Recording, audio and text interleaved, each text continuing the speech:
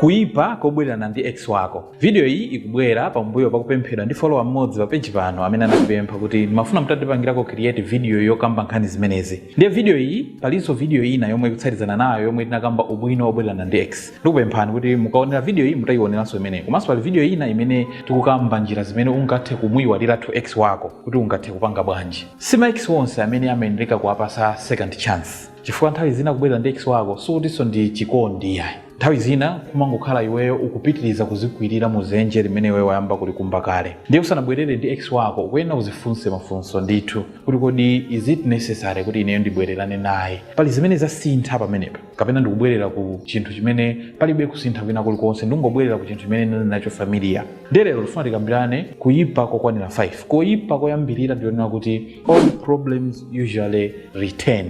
Kubwererana ndi ex ngati simusamala right, ngati kupanga break up kwanu kunali pa zifukwa zolimba bwinobwino, ndiye ngati ma issues amene sanapangidwe solve zimakupangitsa nuna kuti tilekeze ma issues to do with trust, panalibepo respect pakati pano, panalibepo communication ya bwinobwino pakati pano, zikhalidwe zina zake sizinali bwino zimene zinakupangitsa kuti upange break up, ndiye iweyo wangopanga rush mukubwererana naso ndi amene uja. Zinthu izizi zimakabwereranso mbanja muja so easily chifukwa amanena kuti ukundiziwa kaletu kuti ine ndimapanga izitu. So ukuyenda usamalitse, ukamabwerera uonetsetse unena kuti zinthu zimenezi sizikachitikanso, pali kusintha.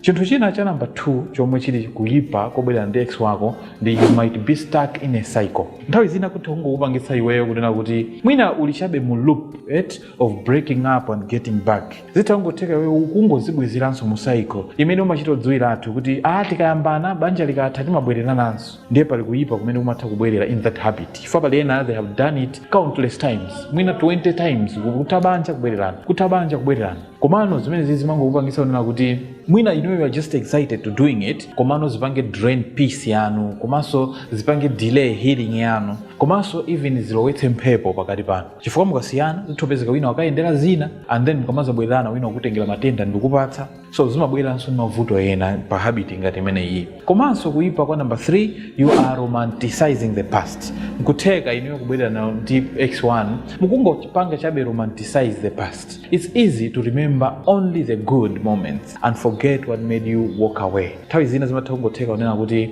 mukungokumbuka zabwino and you are too excited pakukumbukira zimenezi mukuyiwala zinthu zina zomwe zili toxic. Nanje anthu ena zikuwuzani ino tangobwererani palibe banja la perfect, or mamuna ayazeka kumenyani koma bola ngati madya kumeneko. Zinthu zina tiwe timakhala tosayenera, so mutha kungokhala mwina mukungopanga romanticize with your past.